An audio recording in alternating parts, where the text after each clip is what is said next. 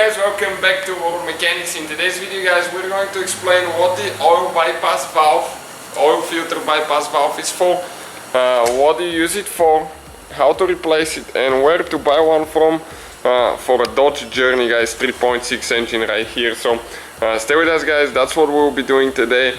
We're doing an oil change on this one and the oil filter bypass valve broke on ours. This is a very common problem on the 3.6 engine guys, and practically you can run the car without it, okay, but what that thing does, okay, it has a spring, so if the oil filter malfunctions or it gets plugged up, what will happen, actually that valve will open and your engine will get oil. It will not be starving.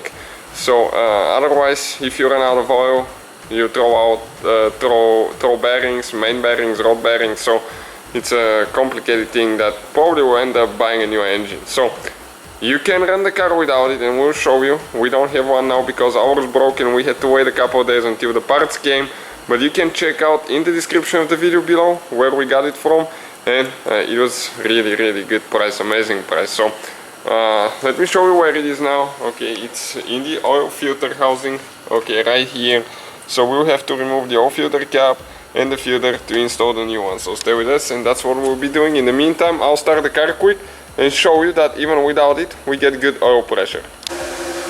So you can see we're getting 81 psi on the oil pressure, so that's pretty good. We're getting good pressure, but we'll show you guys how to replace that valve now.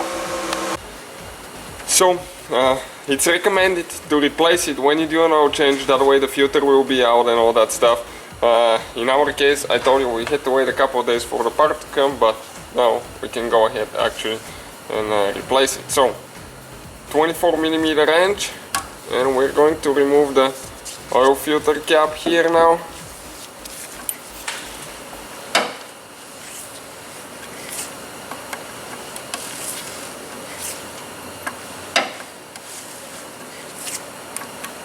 Okay, it's almost loose now to the point that we can turn it by hand.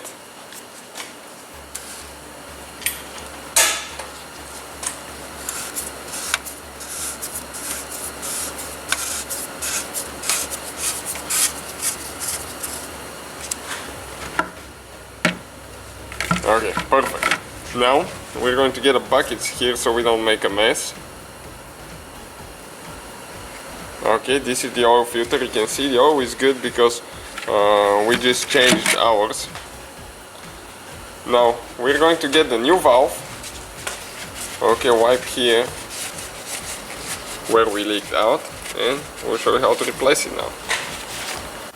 So you have to be extremely careful not to drop it in the hole now, so we can go ahead, okay, and install it. Get the spring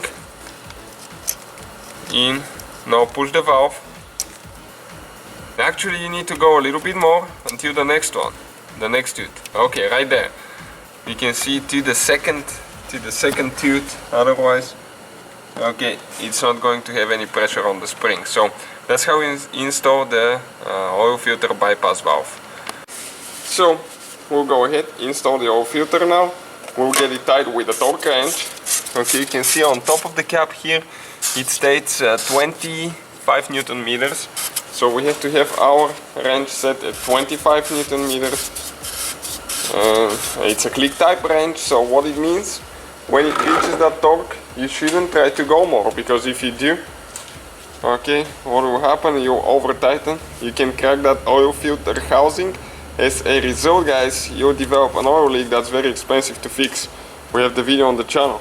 That's how we bought the car, with an oil leak. Okay, so let's set ours at 25 Newton meters. Perfect, lock it, and now listen what's going to happen when we get it tight and it reaches those 25 Newton meters of torque.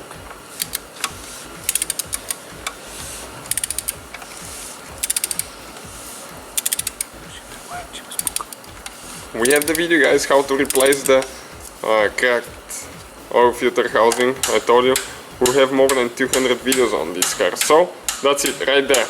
Do not go more. So that's how you guys replace the oil filter bypass valve. Thank you guys for watching. Please subscribe to the channel. We'll have more than 200 videos on this vehicle and this engine. So thank you for watching and see you guys next time.